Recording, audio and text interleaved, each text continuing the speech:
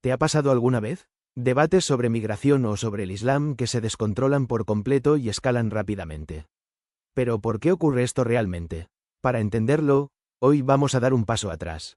Vamos a observar cómo se construyen el conocimiento o los hechos sobre los que se discute. Porque es precisamente en ese proceso donde a menudo ya se encuentra la clave del problema. Normalmente todo empieza de forma bastante inocente, con una pregunta que seguramente ya has escuchado en los medios o en un programa de debate político. Y a primera vista parece totalmente objetiva. Por ejemplo, esta pregunta, un clásico, o una cosa o la otra, prácticamente te empuja a elegir entre dos posiciones y hace como si existiera una única respuesta correcta.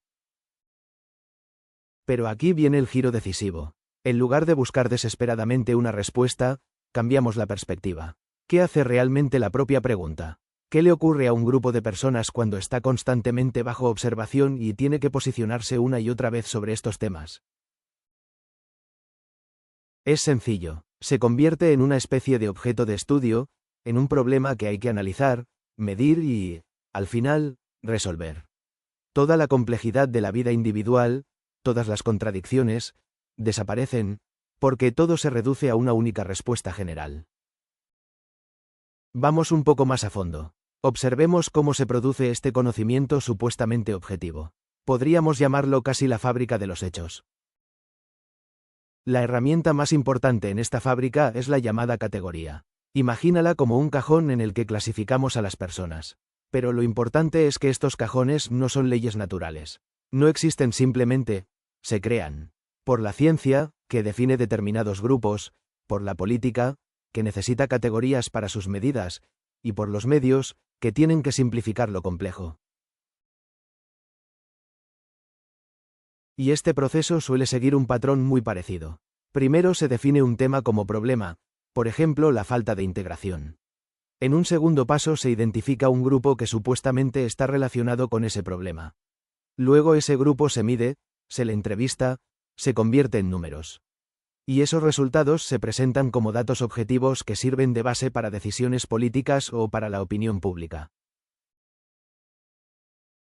Pero lo realmente interesante es lo que no se ve, el criterio de referencia. Toda medición necesita un punto de comparación, una especie de norma. Esa normalidad es el trasfondo invisible con el que se mide a un grupo. Y lo curioso es que ese estándar nunca se cuestiona ni se mide. Simplemente está ahí. La pensadora feminista Donna Haraway encontró un concepto brillante para esto. La mirada desde ningún lugar.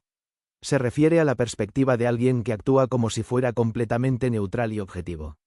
Esa persona define y clasifica a los demás, pero ella misma permanece invisible y sin nombre. Y eso, por supuesto, es una enorme posición de poder. Y toda esta dinámica se intensifica aún más cuando entra en juego un factor muy concreto, la seguridad. Veamos qué ocurre cuando la simple observación se convierte en una forma de vigilancia. Se puede decir que, especialmente desde el 11 de septiembre de 2001, el enfoque con el que se produce el conocimiento ha cambiado radicalmente. Las cuestiones sobre pertenencia y convivencia han sido cada vez más dominadas por una lógica de seguridad.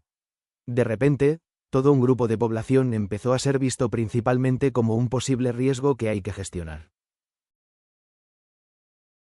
Esto se puede ver claramente en las preguntas que se hacen en las encuestas.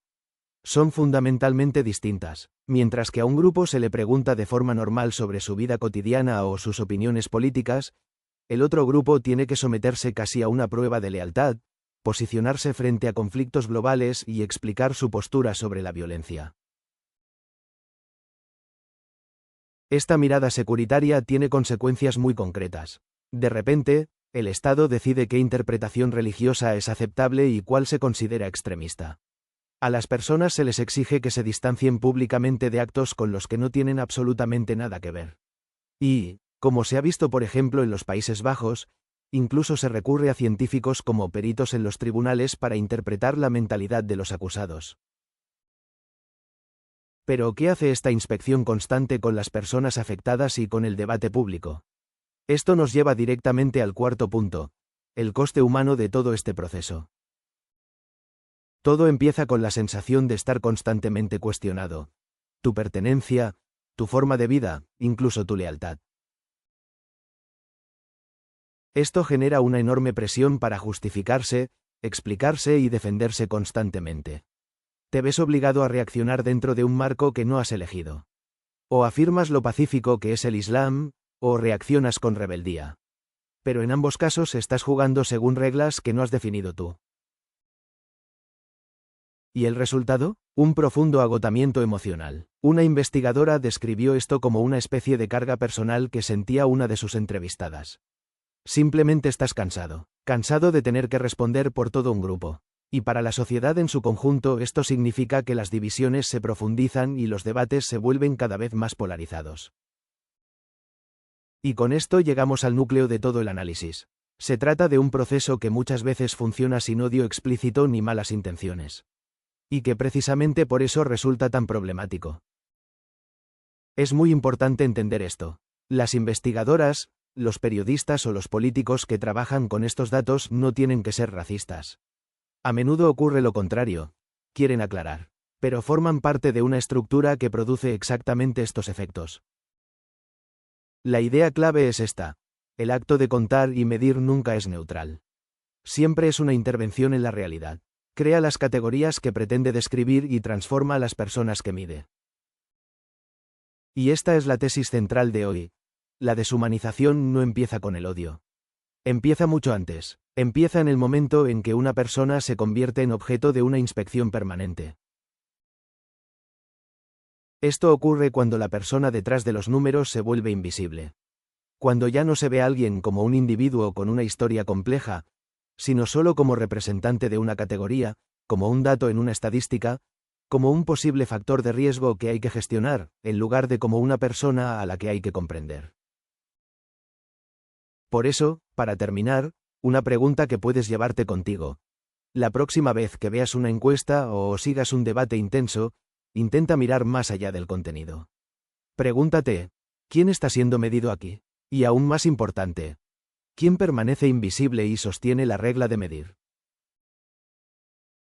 Hoy hemos tratado una obra de Siri Namir Moazzami del año 2018. ¿Tienes preguntas o temas que te gustaría ver? Escríbeme a youtube@empowermigra.com. Empower Migra. Entender empieza por escuchar.